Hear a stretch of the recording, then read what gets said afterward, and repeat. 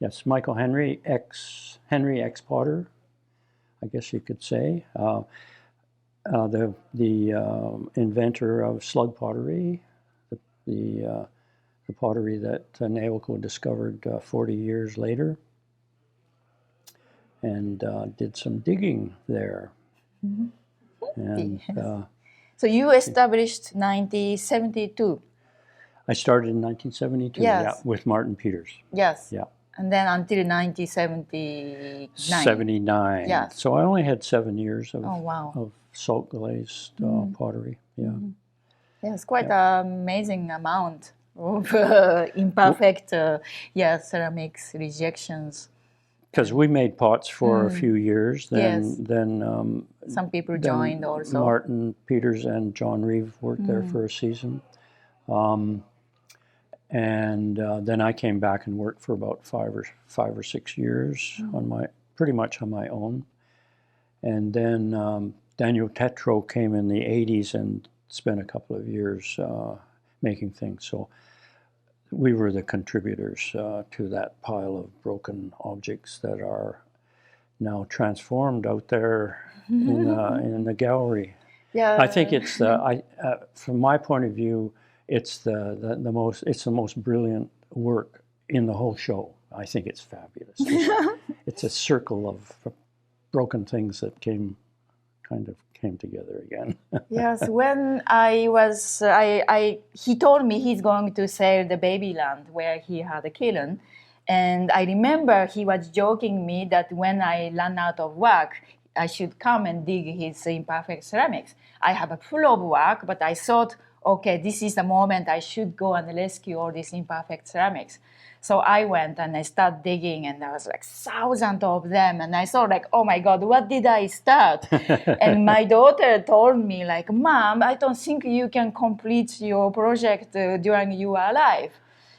But at that time, I didn't know I was going to do this installation because I met Sean and he was giving me this opportunity to do exhibition. So I saw like, wait a minute, I have 1,000 of fragments I want to use and express, my creativity.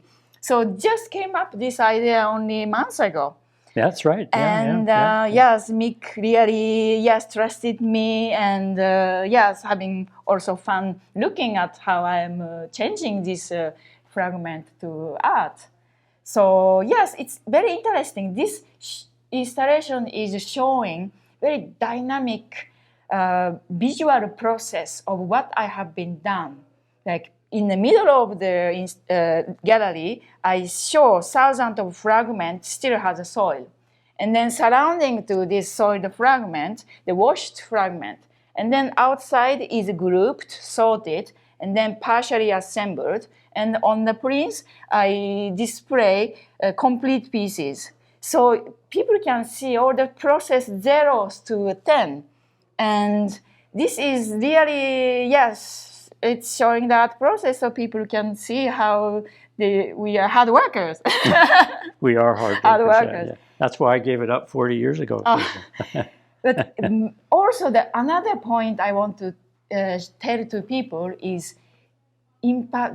all the art are imperfect, rejection, unwanted, they were garbage.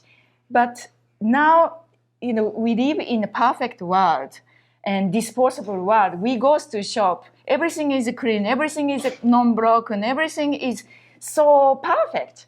And okay, what's happened? If to create these perfect things, there are rejections, there are imperfect things, but we are not able to see that anymore. Mm-hmm. So I think I'd like the people to come in and investigate why all the ceramics have been rejected. Because the grays are not smooth, it's got bubbled, because maybe composition was wrong, or maybe fire was too hot. But it's so beautiful. It's like some of the plate has a bubble exploded during the firing and create like craters, like a moon, like a big bubble explosion, small ones, and this plate was filled with craters. But of course, he was working as a studio potter. He have to create something people can use. And of course, eating with this plate, if people start eating spaghetti in this crater, everything is stuck into the craters and they can't eat, they can't wash. So it's become a rejection. Yep. But just looking at itself, it's so unique and just has something special to it. So I direct people to also put parallel to ourselves because we are all individual. We are never the same. So sometimes people think if we are a bit different from others, it's equal problem. But it's not. Just bringing uniqueness and individuality. So we have to rethink about that. And I think when we talk about this imperfection, we are different from others. But if this difference and uniqueness creating problems to others, like hurting my friend or hurting a community or other people or nature even, this is a problem. But if we are not hurting anyone, we can be ourselves and be unique and be imperfect. We have to be proud about. So this is the inspiration I'd like to give this message to the audience. Yes. She's a philosopher. No, that's really the life in Canada, meeting with this great artist and Michael Henley is very important, like a father of my project.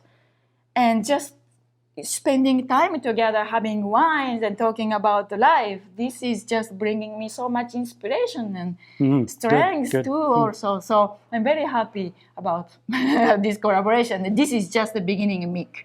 Just watch out while we will do more. Okay, good. Yeah, we'll go into the future. Yes, exactly. Yeah, well, it's quite a start, I must say. Yeah.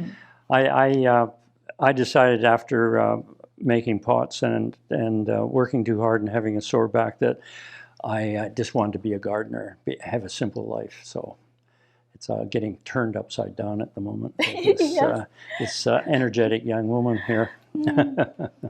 Yeah, he told me like, after 40 years, he buried all his shame in perfect things. But suddenly, strange Japanese girl comes and digging all his shame. He said, no, it's not shame, it's a beauty, imperfect beauty. Yeah. Yeah, it is now. Yeah, when things are transformed. Yes. They become something else. Yeah. Yes, I grew up so much. I discovered so much since I met Mick and hearing his stories. And I really want to share all this with everybody in this world. And release their own internal pressures. I really release myself. I can be myself if I'm not hurting anyone. I can be, unique and individual and bringing fun to the other people's life. Yeah. The sense of humor in this exhibition is quite remarkable. Yes. I must say. And thank you for your support, Mick. And I couldn't do this without your support and trust. Oh, well, your enthusiasm, makes life for the rest of us. Thank you. Yeah.